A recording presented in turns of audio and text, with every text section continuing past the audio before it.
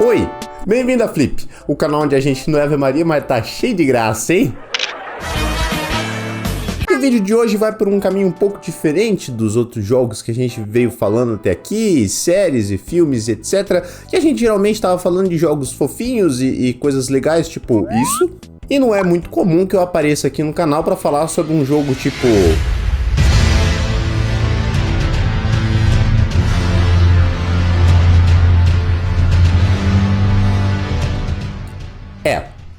Exatamente, senhoras e senhores, o jogo de hoje é ele. O jogo do ano de 2022 e um dos melhores jogos que eu já joguei em muito tempo. Elden Ring. Elden Ring era um dos jogos mais esperados de 2022 e quando ele foi lançado, o hype provou que não estava errado. Levando em consideração o histórico da From Software, que é quem produziu o jogo, e do Miyazaki, que é o diretor do jogo, já dava para se esperar um jogo bom e difícil. Diferente de outros jogos muito famosos da From Software, como por exemplo Dark Souls, Bloodborne e Sekiro, Elden Ring foi o primeiro jogo da empresa a estar no mundo aberto. E o resultado, claro, foi simplesmente espetacular, o jogo ganhou o jogo do ano, é muito bom, é muito bom. Se você tiver a oportunidade, jogue, por favor. E é claro que para complementar uma jogabilidade boa e um mundo aberto bem expandido, a gente precisava de uma boa história. E quando eu falo boa história, pode botar boa nisso, hein? Porque ela foi escrita pelo George R.R. Martin. Eu não sei como pronunciar o nome dele, desculpa. E meu amigo, pensa numa história densa, cheia de detalhes, cheia de lore, cheia de... É sério, se eu fosse explicar a história de Elden Ring do começo ao fim, eu ia gastar muito mais de uma hora aqui pra tentar explicar todos os detalhes. Então hoje, eu quero focar em um assunto só, muito específico, que é um elemento muito importante no jogo. A graça. Só que pra gente entender esse tema não vai ter pra onde eu correr. Eu vou ter que dar um pouco de contexto, então senta que lá vem história. Pra gente começar a conversa, a gente tem que entender que no mundo de Elden Ring existem alguns super deuses, vamos dizer assim. Eu não vou falar sobre todos porque o único que você vai precisar saber pra entender esse vídeo é a vontade maior. Eu não quero! A vontade maior é, vamos dizer assim, uma ADM da criação. Ela que organizou a criação, criou a Tervory, que é uma coisa muitíssimo importante para a história do jogo, e além disso ela também foi responsável por criar um sistema que fosse capaz de governar todas as terras intermédias. A Ordem Áurea. Quem comandava a Ordem Áurea era uma pessoa chamada Marika, que foi elevada ao status de deusa. E a Marika era meio que atrelada a um anel de poder que dava para ela o poder para controlar as terras intermédias, que se chamava Elden Ring. Só que a Marika, sendo deusa, ela meio que ela quis brincar um pouquinho com a vontade da vontade maior, porque a ordem tava instaurada, sabe? A ordem tava bonita ali. Só que a Marika decidiu que não queria. E foi nesse momento em que a Marika decidiu quebrar o Elden Ring. E a partir do momento em que esse anel quebra, dá treta.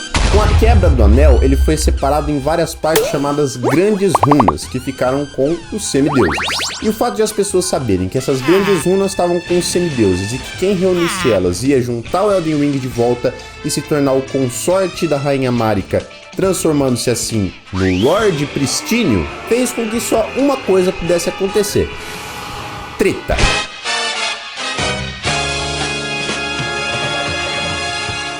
Para ajudar com a situação, a vontade maior, contrariada com tudo que tinha acontecido e com o Elden Ring tendo sido quebrado, resolveu virar as costas pro mundo e dizer: eu não vou mais botar o meu dedo nos problemas de vocês. Ou vai? E é aí que entra a parte interessante do nosso vídeo. Muito tempo depois da guerra que gerou o que se chama de a ruptura nas terras intermédias, com todo mundo querendo Elden Ring, a vontade maior decidiu dar uma mãozinha de novo. Ou melhor, 2 dedos.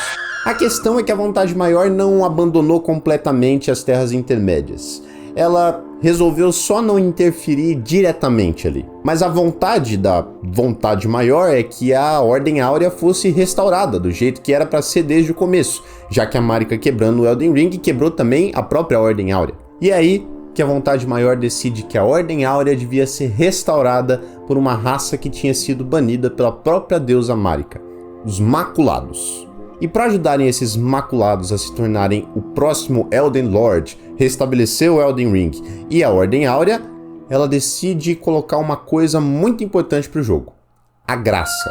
A graça pros maculados não só deixava eles um pouco mais perto de restabelecer a Ordem Áurea, como também guia o caminho deles. E isso é exatamente o que acontece no jogo. No jogo tem vários lugares que se chamam locais de graça. E esses locais são o que guiam você para o caminho que você deve seguir. Eles também têm funções muito práticas e que dá pra gente fazer umas comparações muito interessantes. Além de guiarem o seu caminho, como eu acabei de dizer, uma das principais funções dos locais da graça no jogo são de ser um local de descanso para você. É nos locais da graça onde você vai conseguir restaurar a sua vida e a sua mana, por exemplo. Descansando nesses lugares, você também consegue se curar de qualquer condição negativa que você tenha adquirido explorando as terras intermédias. E é lá também onde você fica mais forte, subindo de nível, personalizando suas armas, etc, etc, etc. E eu não sei, enquanto eu falava dos locais de graça, se você reparou alguma semelhança com a vida real.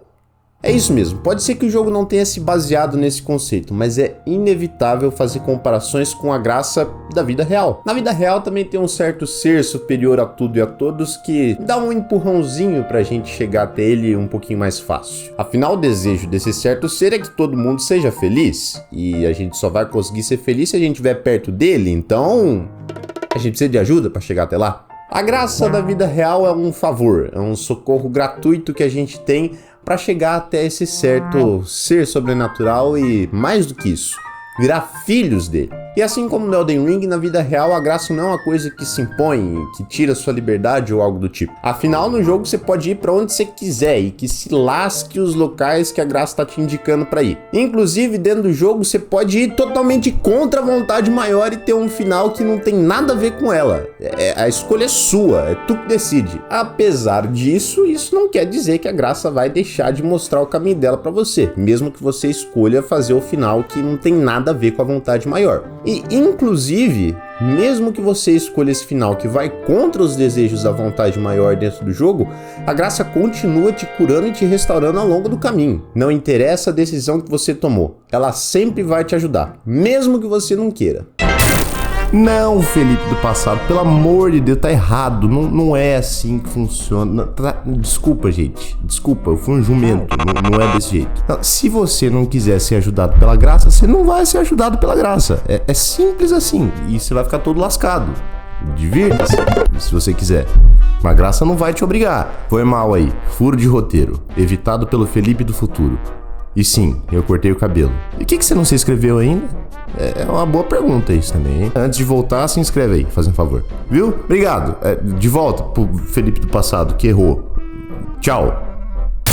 A graça de verdade, a graça de Deus, tá no nosso dia a dia. Assim como no Elden Ring, ela guia, predispõe a gente para um caminho, inclina a gente para tentar chegar até o lugar onde Deus quer que a gente chegue. Assim como no jogo, a graça também tem na vida real a função de restaurar. Se você for católico, no sacramento da reconciliação, por exemplo, a graça tá aí. E assim como no Elden Ring, ela não tira a nossa liberdade. Então cabe a você e a mim decidir seguir o que ela tá indicando pra gente. Mesmo que você não queira seguir o caminho que ela tá indicando, ou que você nem acredite que ela tá aí, saiba que ela não vai deixar de te ajudar. E caso você tenha o propósito de seguir a graça, então que a gente possa falar igual um certo alguém disse uma vez: se a gente não estiver no caminho da graça, que Deus conduza a gente para lá. E se a gente já tiver, que Deus conserve.